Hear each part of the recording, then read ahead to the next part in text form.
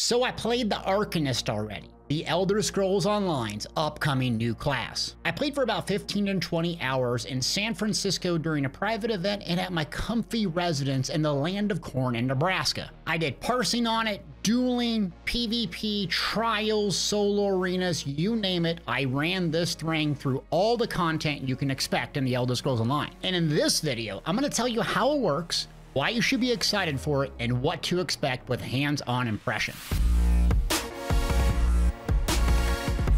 I have to say the Arcanist is going to change the Elder Scrolls Online forever with an entirely different playstyle, one which I would not have predicted the developers to create. Before I get to the details on the class and my impressions on it overall, do me a big favor, smash that thumbs up, check the link in the description below because I have Arcanist builds that I will be ready to post once the PTS launches sometime in April. It's been years since the Elder Scrolls Online has got a new class, and the Arcanist, this one's god tier. Let me explain how it works. The Arcanist, ESO's newest class, will release with the Necrom chapter on PC June 5th, and consoles on June 20th. I also want you to keep in mind this information is subject to change as we were meant to give feedback to the developers on the class, though the general premise of the class is likely to remain the same. There's essentially two big differences between the Arcanist and current classes in the Elder Scrolls Online, and that's what I wanted to convey to you and what to expect when this launches. First, the Arcanist uses a very long channeled ability for its primary means of damage called Fate Carver.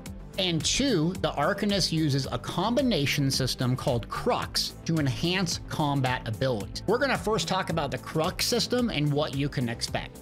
First off, the Crux system, kind of similar to what you would expect from a Dragonite using the Molten Whip skill. And a Dragonite using Molten Whip, as you cast Ardent Flame abilities, you start building up stacks, all the way up to 3 stacks. This makes the ability Molten Whip hit harder, and also consumes your stacks when you use it, and gives you a passive weapon and spell damage buff as long as you maintain stacks. So this system is something very familiar if you play a Dragonite, and is somewhat easy to understand once you play around with it. So the Crux combination system with the Arcanist has you essentially build up the Cruxes to a total of 3. There's an easy to identify visual effect around your character showing you the number of active Cruxes. Your opponent in PvP can also see these, so there are some counterplay to it. You can use a variety of skills to consume your Cruxes and amplify your ability's power. The more Cruxes you consume, the more powerful the abilities become. Some of the bonuses are more damage, longer duration, cheaper cost, more healing, and so forth and so on. With the Arcanist, you have 3 skill lines. This is kind of very similar to what you would experience with a Necromancer. A damage dealing skill line, you have a healing skill line, and you have a tank sort of defensive skill line. How this works essentially is your first ability typically in the skill tree will be a generator. This is what you're going to be casting to generate Cruxes. The next 2 skills in the skill line will basically have a way to consume those Cruxes and amplify those abilities, with the remaining skills giving you some flex options. Some morphs generate, some morphs consume. So if this goes live the way we tested it, very simple, you're meant to use that very first ability to generate Crux and then consume it with the second or the third ability. Speaking of ability and skills, there are 3 skill lines: Herald of the Tome, a damage dealing skill line; Apocryphal Soldier, where my soldiers at, a defensive skill line; and Curative Rune Form, a healing skill line. So similar to the Necromancer, just using corpses like the Necromancer, this is going to reward you for building and consuming Cruxes specifically with the passives, which I'm not going to get into the nitty-gritty on that. So let's talk about the damage-specific DPS type playstyle, whether you're doing PvE or PvP. Your primary first ability in the skill line is going to be Runeblade.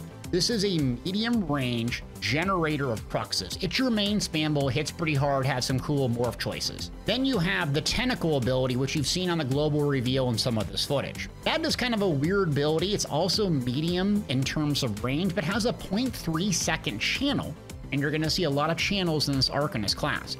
Keep in mind that's somewhat relevant because in PvE, that drops your block for a split second and you can get killed. This happened to me in Vatashram Hollows, but it does have a nice range. And then you get to Fate Carver, which is the base morph. This is your bread and butter and kind of the intent behind the overall build is Fate Carver.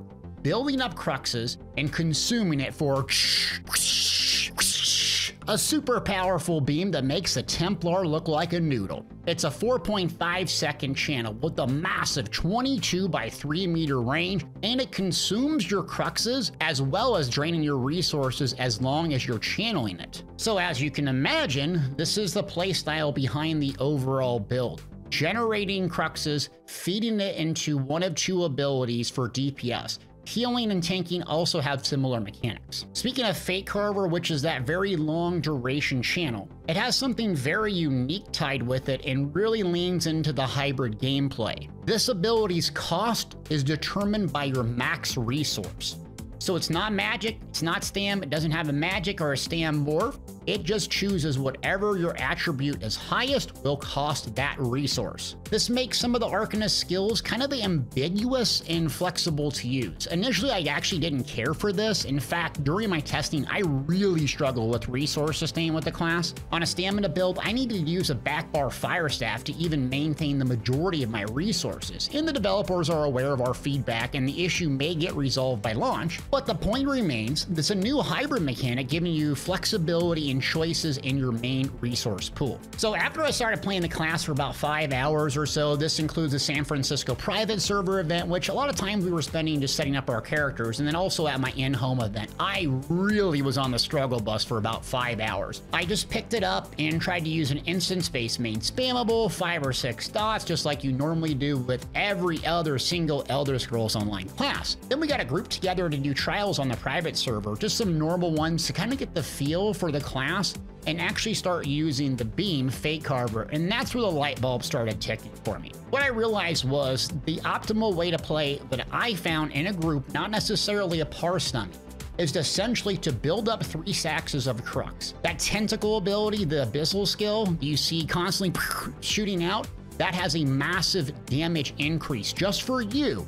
So don't think Necro major vulnerability. Think your individual DPS skyrockets, but it takes 3 cruxes. So if you're tracking so far, you're using your main spammable 3 cruxes and you consume those to do a tentacle. That debuffs an enemy or its AoE, so multiple enemies. Then you kind of build those cruxes up, and then once you have a 3 crux stack again, that's when you use your beam to nuke down things. So you're constantly playing in this loop of building up, debuffing, building up, beaming, and then rotating through a couple dots, a couple of buffs, but it's not necessarily the normal playstyle. I know some people will parse with it and put dual wield on the front and a 2H, but working in actual content, this look, felt, and was really fun to play because I had really good single target, I had good AoE, and I had resource sustain, not only in trials, but in veteran solo arenas too, so I know it works. Another thing that I was really hung up on is I was using the same old usual gear sets, right? So Pillars of Nirn, Reliquins, Zons. And I'm sitting there channeling for over 5 seconds going, why am I using Zons and Reliquins if all the stacks fall off at 5 seconds? So ironically, I switched to a high Alpha Race, which gets damage reduction while channeling. I switched to Deadly Strike's 5-piece gear set from PvP, which is very easy to get. And I switched to Scoria Monster Helm, which can proc while you're doing channels because it's a damage over time. And my DPS absolutely skyrocketed. With my limited resource sustain, I was always out of gas. So I kind of leaned into that and used Perfected Coral Riptide. And my damage, everything just melted, which was way more fun than my initial impressions of the class, which I was struggling, I will admit it. So again, the Arcanist Rotation is quite different than most endgamers are accustomed to. You basically use a medium main spammable attack Rune Blade to get 3 stacks of your Crux. You then consume those Crux to debuff the enemy with Abyssal Ink, that tentacle skill, which increases your damage significantly. This you do rather than 5 or 6 dots for most players. Then you build up your Cruxes again by doing 3 more Rune Blades and then firing off that Fate Carver channel for 4.5 to 5.5 seconds. Sure, you're still going to maintain a few dots, but not the typical ESO playstyle that every build uses. Keep in mind, Fate Carver can be used with or without Cruxes being active. You could essentially sit there and just cast Fate Carver over and over and over, and if you forget to build up 3 Cruxes, sure, you'll lose DPS, but it's not entirely punishing. So Fate Carver is supposed to be your main spammable, your main DPS tool. Typically, most players were going to do this. You can lean on the instance-based main attack. That's probably going to be pretty good on parsing, but the simple AoE raw damage that this has is really useful in group play, and that's where you see it shine. It's long-lasting, AoE, it's a channel, it's awesome, but it has some big downsides that you need to be aware of. Number one, it can be interrupted by a simple bash in PvP. Number two, you do have to aim it. This is very important. It's not going to auto-aim like the Templar's Radiant Oppression. So you actually need to be looking at the camera, and your verticality, or where you're positioning horizontally and vertically, do matter. So when we first started doing this, the healers actually have a healing ability similar to this, and you have to also aim that. We were wondering, why aren't we doing damage? Why aren't we healing? Because my camera was pointed at the ground, and there I was shooting the ground like I'm a bad first-person shooter player. Don't watch my Destiny 2 content. But in all seriousness, this gives it a little bit more active playstyle like a shooter, but also for folks that struggle with camera position, this might be very difficult for you to pull off. But the Arcanist playstyle is so fun, unique, and different. I can't wait for people to see it. Ramp up your Cruxes for a huge debuff combo, ramp it up again, consume the stacks, sit back, and literally channel watching the melting health bars of your enemy AoE, single target, and range. You can literally see those health bars melt on the boss, and it gives you a sense of raw power. Give me more power! I commend the developers on creating something unique and different, and here's why, okay? So twofold on the Arcanist and this beam kind of playstyle, both PvE and PvP. One, if you're a beginner player or you don't have a whole lot of high action per minute, you're not familiar with the combat, you can actually pull this build off. Why? Because if you're sitting there channeling for 4.5 seconds, hypothetically, you're not having to maintain a bunch of crazy dots and do 1,000 bar swaps and this and that, and you can get okay to moderate DPS.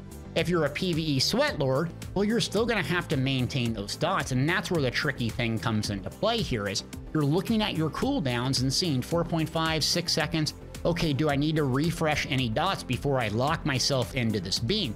And that's where the skill comes in. And then once those dots are refreshed, you lock yourself into the beam. All of the dots are ticking, the channel, whatever monster helm and 5-piece gear set, and you can just see it melt. It's interesting, this can be picked up for beginners and also sweat lords that love the high action per minute and really calculated, fine-tuned dots can pick this up, and it's very fun. All right, let's switch gears and talk about the Arcanist from a PvP perspective. So I did do some dueling for quite a bit. I didn't do any Cyrodiil or Battlegrounds, there just wasn't enough people to do that sort of thing. So the Fate Carver, this channeled ability, is not very useful in one-on-one PvP and dueling, as you can imagine, because any good player is just gonna bash it if you're in close proximity. I imagine for people sitting on top of keeps or saying, hey, that's Deltia, let's nuke him down, this will be fun for people to hee-hee-ha, point beams, and laugh at everybody. But you also have to aim it, so it's not 100% lock on, and I think a lot of people will struggle with that, especially if there's lag and latency. However, overall, the class is absolutely god tier in PvP, with one of my favorite passives, if not my favorite PvP passive of all time. No, I can't share the tooltip with you, but if this goes live, this will be S tier, and I'm super excited for it. It also has one of the best defensive skills I've ever seen in the Elder Scrolls Online. Perfect for slow reaction time, beginner PvPers that are super frustrated. The skill is called Runic Defensive. It basically gives you a bunch of defensive buffs, right? And if you drop below 50% health, what it does is it consumes one of those defensive buffs and gives you a burst heal. What's even better about that is there's one morph that gives you crowd control immunity.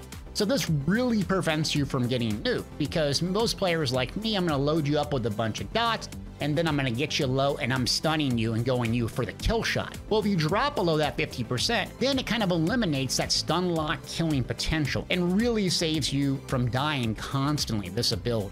Can't wait, hope it goes live in its current iteration, because if it does, I will rank this as the best beginner PvP build alongside the Templar. Can't wait. So overall PvP perspective, it's gonna have everything you want. Incredible passive, it has built-in mobility, it has really high burst damage. I can't go over all the passives and do the tooltips and all that, but you're gonna see it on the PTS pretty soon. Hopefully we can get a Battleground event together so you guys can see it live when I stream it, whenever that PTS comes out, and you'll see for yourself, this thing rocks. Range, melee, it has it all. Moving along to a PvP skill, or something people always want to talk about, that's the Apocryphal Gate skill. There's a ton of talk about this skill. This was shown in the global reveal. It's essentially a gate that zips you forward. I'm not gonna cover every single skill and every single passive. It'd be an hour-long video, and y'all watch 30 seconds of it anyways, but people wanna know about this. This acts as has a mediocre ability for movement in my opinion in its current form. It's maybe the only skill in ESO that has a cooldown, meaning you cannot cast it again, no matter if you have the resources for a long time. I can see this skill being useful in very limited PvP interactions. In its current form, I'm sure ball groups will love this zipping away in Cyrodiil. But in a 1vx, battleground, bombers, I can't really see this being that effective, and here's the reason why. One, you need to cast it, aim it in front of you, and place it on the ground. Then you need to go through it, and it has a long cooldown, so you can't cast it consecutively. And its distance isn't enormous, and you can't use it back to back. So as far as an escape tool, unlike the Sorcerer's Streak or Vampire Elusiveness, which I just think are better escape tools for solo players. Again, in Cyrodiil, I imagine people are going to find fun and unique ways to abuse this skill, try to manipulate its range, jump off of towers, ledges, and make stupid things happen on bridges. In its current form, I prefer other movement abilities. Another really good positive thing about this class, if I haven't gushed over it already, is the ability to use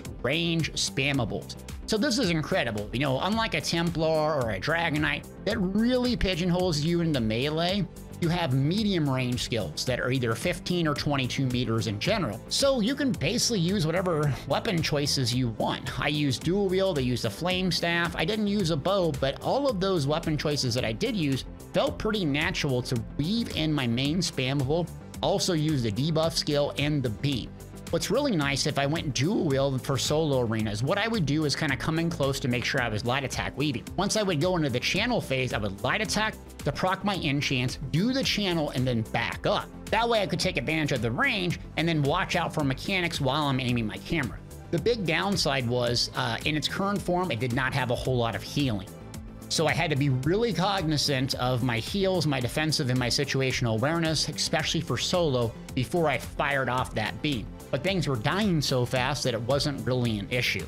So I love the flexibility and the range skills. Something I didn't love and I could not figure out for the life of me is how to make the Oakensoul heavy attack build work. I could not figure out how to make the 1-bar Oakensoul heavy attack build work. I used the same old gear that I use on my Sork. And unlike a Dragonite and a Necromancer who rely heavily on class dots or the Sork that has pets, this thing just has a couple to choose from that aren't that impactful. So I put Blockade down, I did Barb Trap and Degeneration, and I really couldn't pull off big numbers. And this is my biggest struggle with the class, because what it wants you to do is use those cruxes, both skill-wise and passives, to consume and generate cruxes. And then it wants you to debuff the enemy. So what you end up having to do is use constant global cooldowns instead of sitting back, allowing long-lasting damage over time to do the work, and then proccing those huge heavy attacks, ripping it off. I didn't spend much time on this, to be fair. I could be missing something, but for me, I could not figure this out, so I'm gonna have to test this more. I had high hopes this would work really good for Oakensoul. Maybe I'm missing something. I've been known to screw up a time or two. My mom said that. Next up is the aesthetics and the sound of the class. I think most folks will be very pleased. It's very green. For me, it's more a vibe, with the sound being utterly insane. One of the group-based damage over time has a suck-in mechanic like Dark Convergence, with a sound that's out of this world with a huge dynamic explosion. Tonebearer's Inspiration gives your weapons a green glowing effect. You can precast this before battle, giving you the look and feel and some class identity. Something else I gotta try with my time on the test server is Overland content. I want to talk about that real quick. Look, I'm not a big quester, but I did spend some time zooming around the zones and doing some world bosses and exploring because I knew people would want my opinion on it. The area felt very similar to Vardenfell, but in a handcrafted, more demonic type of way, or Daedra. The developers who are in charge of this environment spend a lot of time and attention on the detail in the feel, and you can really feel that as you roam around. The world bosses felt similar in terms of difficulty, with various things to do in the zones that you would expect from a chapter release. All in all, if you love stories, you love the Morrowind vibe, which is my initial entry in the test series, you'll love the Overland area in this chapter. Okay, now something I'm allowed to share, not the details, but I think is really worth sharing, and something that I was shocked by. As soon as I got onto the private server, what did I do? Well, naturally, I looked at the mythics and gear sets, which I can't tell you, but I also looked at the cosmetics. I wanted to see, because I have been one of the biggest critics on ZeniMax Online Studios, locking everything behind a paywall and crown crates, which I am not a fan of, even though it's my second highest video of all time. And they added a lot of things that you can earn simply by playing the game.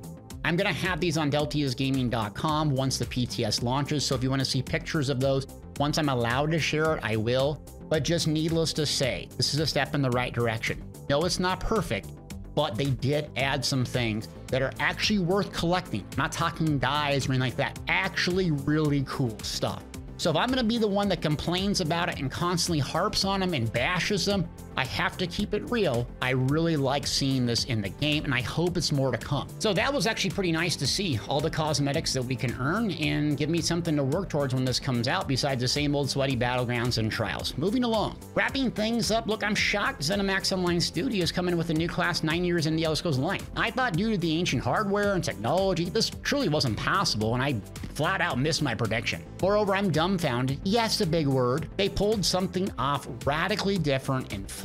The Arcanist isn't your run-of-the-mill heavy dot DPS build, though you could make it that. It's not your normal tank or your normal healer. It combines somewhat familiar and easy to understand system, the Crux combo, to make your current roles more interesting and fun. This is exactly what the game needed in injecting a new sense of life into it. The Necrom chapter will also feature a trial, which we attempted on the test server but wasn't available. If you love ESO for the stories and build crafting, June will be great time to come back. If you're a PvPer, then look, ESO just announced a couple of really important things. May, we're going to see Mid-Year Mayhem along with June. We're also seeing right now, as I record this, PCEU server getting a hardware refresh and hopefully the consoles in May. So if the hardware gets refreshed, the new class comes out, we got some PvP events, it's going to be an absolute home run summer, and I hope you will join me along this journey. If you got something out of this video, you stuck to the end, you're one of those, praise Talos, do me a big favor, hit that thumbs up, leave me a comment. Check the links below. We already have pre-templates for the Arcanist build, a class guide, and more, which we will post when we're authorized to do so. And also come watch me live on twitch.tv/Deltiasgaming, where my mom claims I'm the best streamer alive. Thanks for watching.